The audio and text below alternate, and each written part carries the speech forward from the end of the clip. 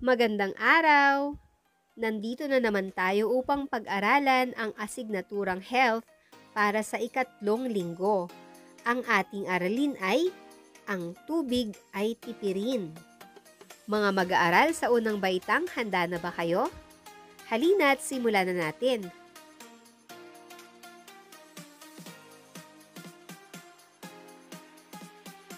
Ang tubig ay isa sa mga mahalagang pangangailangan ng ating katawan. Datapwat ito ay kailangan natin, ang malinis na tubig ay maaaring maubos kung ito ay hindi natin gagamitin ng maayos. Masdan natin ang mga larawan. Saan nga ba o kailan nga ba natin ginagamit ang tubig? Napakaraming pagkakataon. Halina't isa-isahin natin. Ang tubig ay mahalaga sa ating katawan, kaya kailangan nating uminom ng 8 basong tubig araw-araw. Ginagamit din natin ang tubig sa pagsisipilyo. Tubig din ang ating ginagamit sa pagdidilig ng mga halaman. Malinis na tubig ang pangangailangan natin para sa pagluluto ng mga pagkain. At tubig din ang ating ginagamit sa paglalaba. Maliban sa mga ito ay marami pa ang gamit ng tubig. Ito ay ginagamit natin sa paglilinis ng ating katawan tulad ng paliligo, paglilinis ng buong bahay, at pinapaliguan din natin ang ating mga alagang hayop sa pamamagitan ng tubig. Napakahalagang matutuhan natin ang tamang paraan ng pagtitipid ng malinis na tubig upang hindi magkaroon ng kakulangan sa malapit na hinaharap. Sa araling ito, matututuhan mo ang mga paraan ng pagtitipid ng tubig.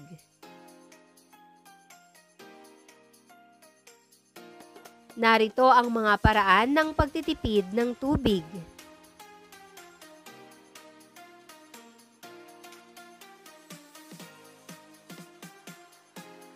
Una, gumamit ng balde at tabo sa paliligo, sa paglilinis at pagdidilig.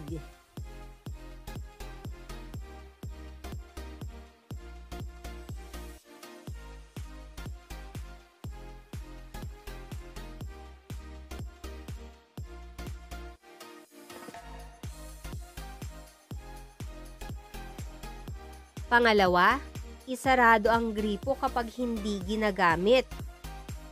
Sa paraang ito ay malaki ang ating matitipid na tubig.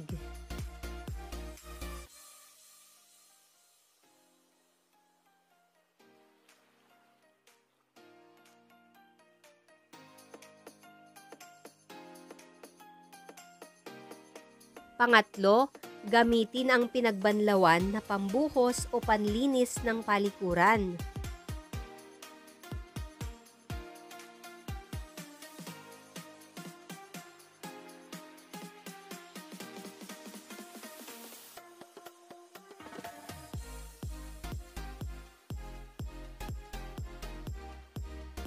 Pang-apat, kumuha lamang ng sapat na tubig na iinumin o gagamitin.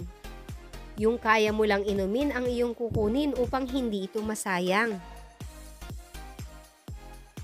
At nalaman mo na ang mga paraan ng pagtitipid ng tubig.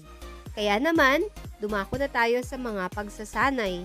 Para sa gawain sa pagkatuto bilang isa, isulat ang T sapat lang kung ang pangungusap ay nagsasaad ng paraan ng pagtitipid ng tubig.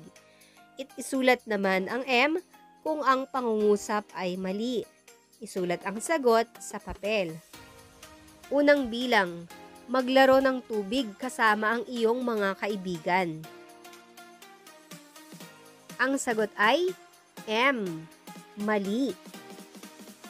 Pangalawa, isarado ang gripo habang nagsasabon ng kamay.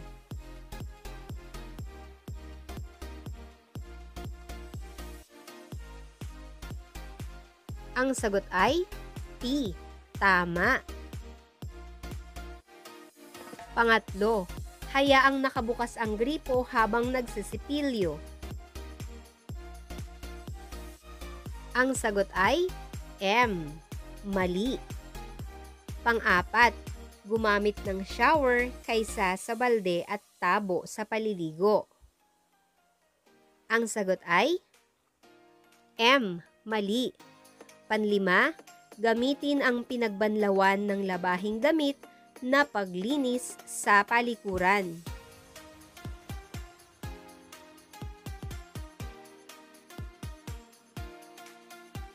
Ang sagot ay T. Tama.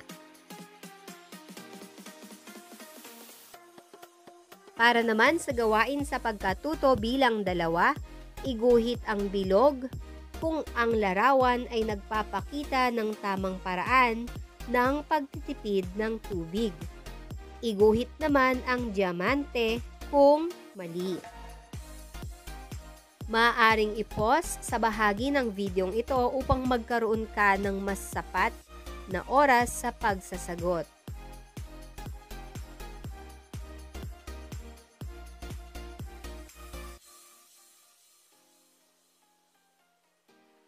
Halina't iwasto na natin.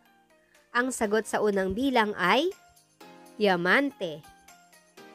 Ang sagot naman sa pangalawang bilang ay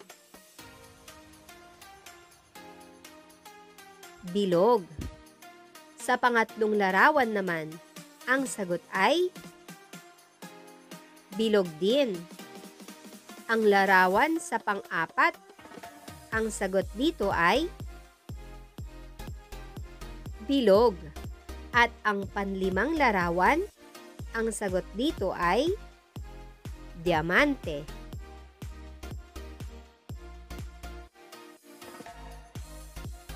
Para sa gawain sa pagkatuto bilang 3, isagawa ang mga paraan ng pagtitipid ng tubig.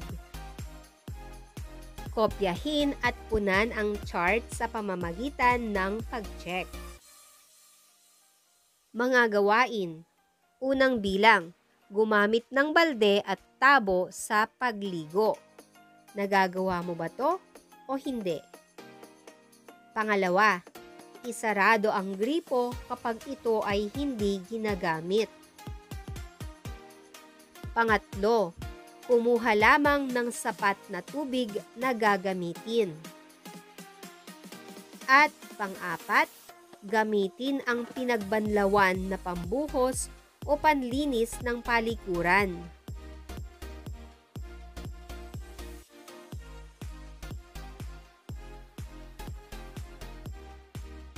At para sa panghuling pagsasanay, unan ang mga patlang ng wastong salita upang makabuo ng makabuluhang kaisipan tungkol sa aralin. Isulat ang sagot sa malinis na papel. Ang patlang ng patlang na tubig ay patlang upang hindi magkaroon ng kakulangan sa malapit na hinaharap. Ang iyong pagpipilian ay ang mga sumusunod: mahalaga, malinis, pagtitipid, at tubig. Iwasto na natin ang mga sagot. Ang pagtitipid ng malinis na tubig ay mahalaga upang hindi magkaroon ng kakulangan sa malapit na hinaharap. At dito na nagtatapos ang ating talakayan para sa araling ito. Nawa ay isagawa mo at isabuhay mo ang iyong natutunan tungkol sa pagtitipid ng tubig. Maraming salamat sa panonood mga bata. Hanggang sa muli. Paalam!